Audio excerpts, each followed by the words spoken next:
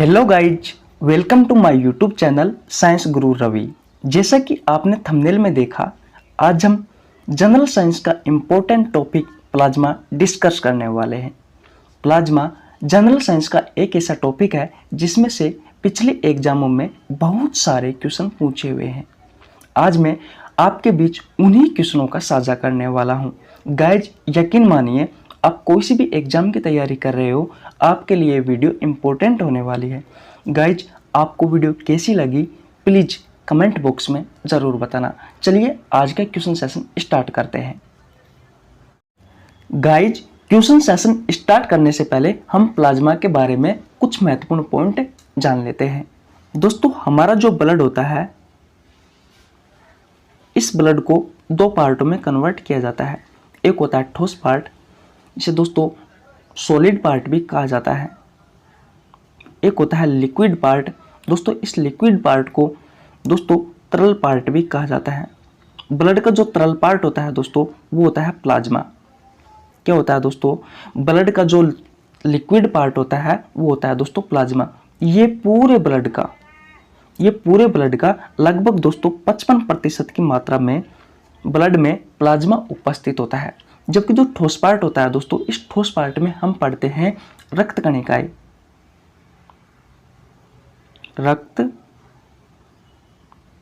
कणिकाएं। ये पूरे ब्लड की दोस्तों जो रक्त कणिकाएं होती है, ये 45% होती है, लगभग 45% होती है दोस्तों पूरे ब्लड की रक्त कणिकाएं। दोस्तों, प्लाज्मा होता है, इस प्लाज्मा का जो रंग होता है वो हल्का पीला होता है। इसकी प्रकृति कैसी होती है दोस्तों? तो इसकी प्रकृति क्षारीय होती है। क्यों होती है, अभी क्वेश्चन सेशन में हम डिस्कस करने वाले हैं। तो दोस्तों, आज हम ब्लड का एक लिक्विड पार्ट है दोस्तों प्लाज्मा, इसके बारे में आज हम डिस्कस करने वाले हैं। जितने भी महत्वपूर्ण क्वेश्चन दोस्तों प्लाज्मा से निकल के आते हैं, जितने भी क्वेश्चन दोस्तों पिछले एग्जामों में प्लाज्मा से पूछे हुए हैं और आगामी एग्जामों में पूछे जाने की संभावना है, उन सभी क्वेश्चनों पर आज हम डिस्कस करने वाले हैं। दोस्तों, हमारी जो रक्त कणिकाएं होती है, ये रक्त कणिकाएं 3 पार्टों में विभक्त होती है। एक होती है आरबीसी, एक होती है डब्ल्यूबीसी, एक होती है प्लेटलेट्स। दोस्तों, आरबीसी, डब्ल्यूबीसी और प्लेटलेट्स के जितने भी महत्वपूर्ण क्वेश्चन हैं दोस्तों, सभी क्वेश्चनों पर हम डिस्कस कर चुके। अगर आपको ये वीडियो देखनी है दोस्तों, तो प्लीज डिस्क्रिप्शन में जाके चेक कर लीजिए, आपको इनकी वीडियो का लिंक मिल जाएगा। अब करते हैं दोस्तों आज की class start. Question number 1, blood का सर्वाधिक भाग बना होता है। Option number A RBC, option number B WBC, option number C platelets, option number D plasma. Guys, अभी मैंने आपको बताया कि जो हमारा ब्लड होता है, इस ब्लड में लगभग 55% की मात्रा में हमारा लिक्विड पार्ट होता है, यानी कि तरल पार्ट होता है।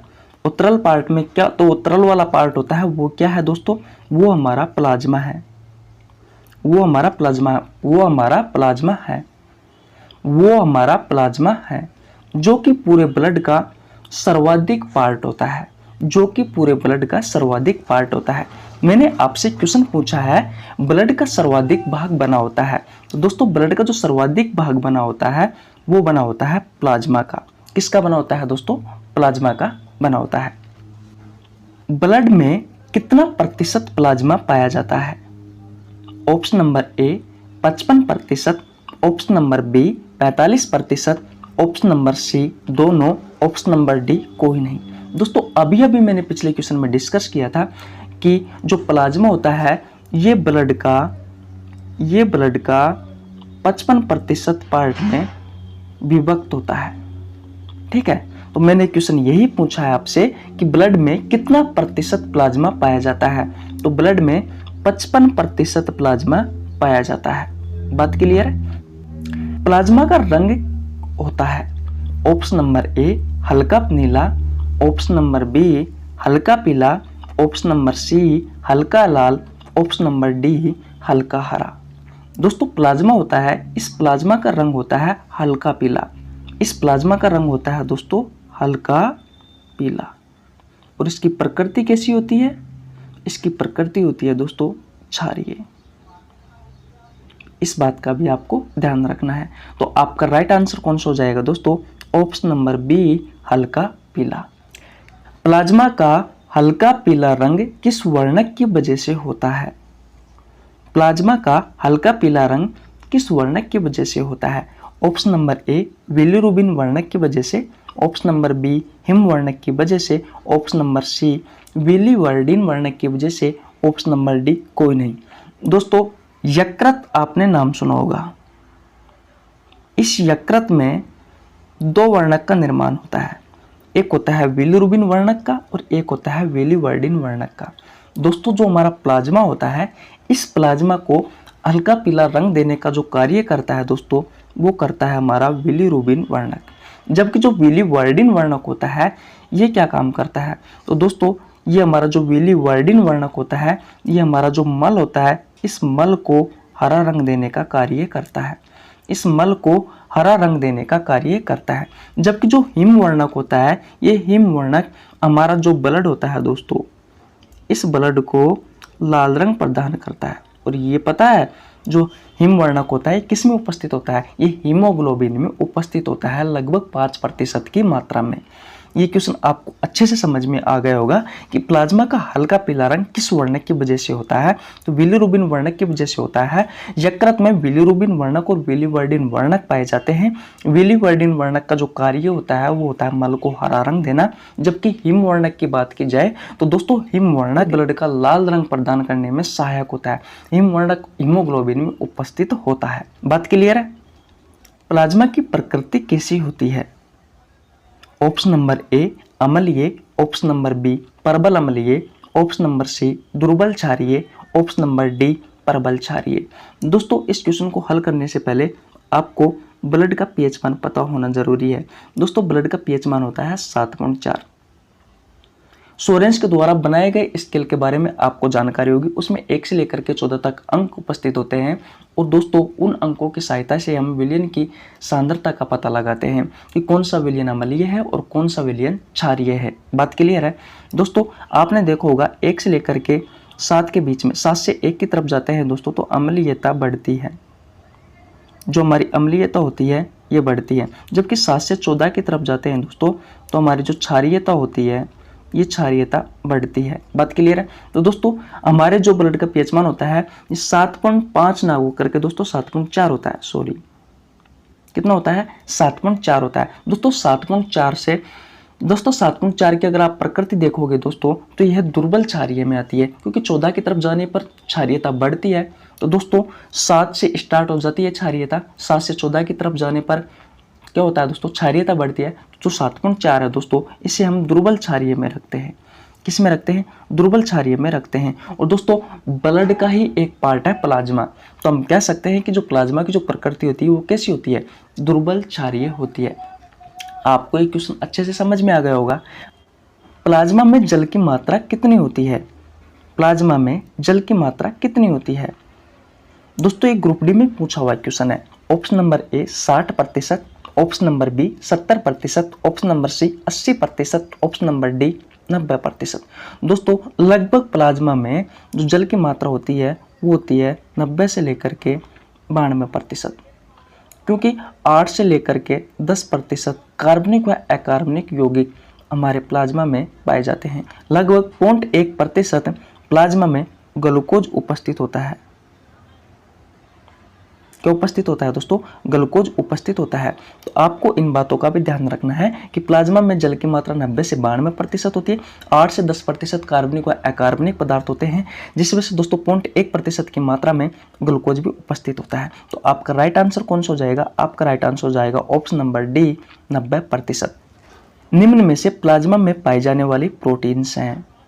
Option number A prothrombin, option number B fibrinogen, option number C globulin, option number D albumin, option number E उपरोक्त सभी।